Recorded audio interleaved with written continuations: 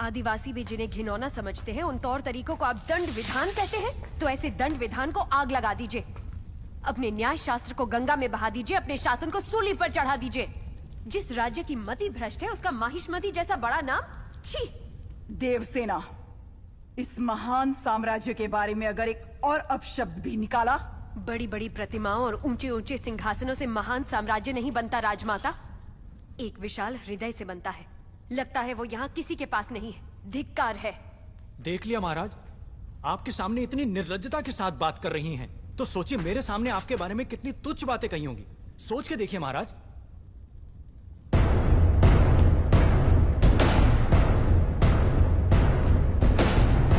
बाहुबली, बाहुबली आ गए, बाहुबली।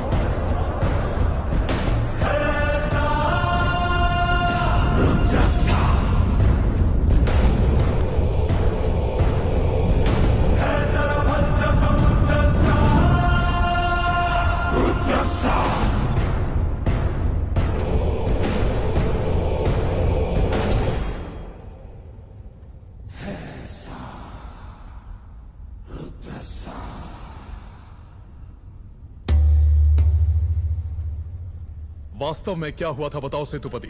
शिवालय भक्तों से भरा हुआ था महाराज। देवसेना भी वहां दर्शन के लिए आई। तभी आपके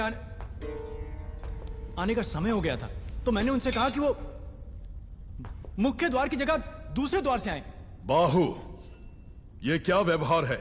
तुम पीड़ित को धमका रहे हो। विनती करने से सच बाहर नहीं आएगा महाराज। अपनी हद पार कर रहे हो बाहुबली। एक गर्भवती को बेड़ियों के साथ खड़ा करके ये सभा पहले ही अपनी हद पार कर चुकी है माँ। चाहे गर्भवती हो या वृद्ध, तुम हो या मैं, न्याय विधान सबके लिए एक है। जानते भी हो क्या हुआ था? क्या हुआ था देवसेना?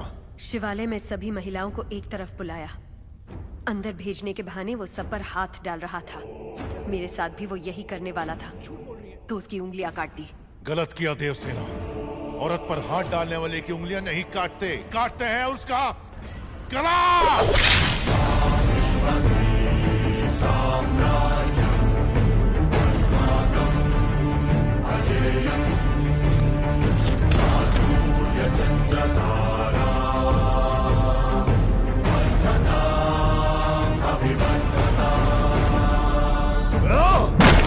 बाहुबली, ये दुस्साहस मेरी सभा में। झूठ बोला तभी सेतुपति के शब्द लड़खड़ा गए।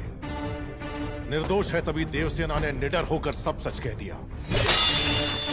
सेतुपति दोषी साबित हुआ, उसका सर कट गया। बाहुबली, मान लिया सेतुपति अपराधी है भी, तो इसका निर्णय किसे करना चाहिए, दंड देने का अधिकार किसे होना चाहिए, तुम्हें या महाराज को? या फिर तुम खुद को महाराज मानते हो? गोद भराई के दिन तुम्हारी पत्नी चाहती थी कि महाराज तुम्हें बनना चाहिए। उसकी इच्छा पूरी करने के लिए ये दुस्साहस किया तुमने।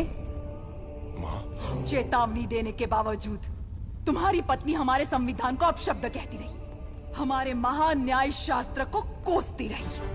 उसने शब्दों से हमारा तिरस्कार किया और तुमने तलवार से। तुम दोनों ने जो किया वो है राजद्रोह।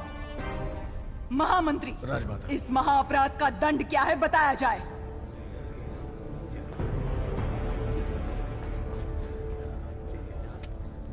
राजकुटुंब से यदि ऐसा अपराध होता है तो उन्हें राजमहल से सदा के लिए बहिष्कृत कर दिया जाए। राजमाता, इस पर अमल किया जाए। तुम दोनों अभी, इसी क्षण, इसी स्थिति में ये राज प्रांगण छोड़कर निकल जाओ। एक और आपका विधान है, दूसरी ओर आपका सिखाया हुआ धर्म। इन दोनों के बीच जो संघर्ष है उसमें मेरी तलवार धर्म की ओर झुक रही है। मां, पद छीन लिया जाए या बहिष्कार कर दिया जाए, माहिष्मती की सेवा के लिए, उसकी रक्षा के लिए मैं हमेशा तैयार रहूंगा।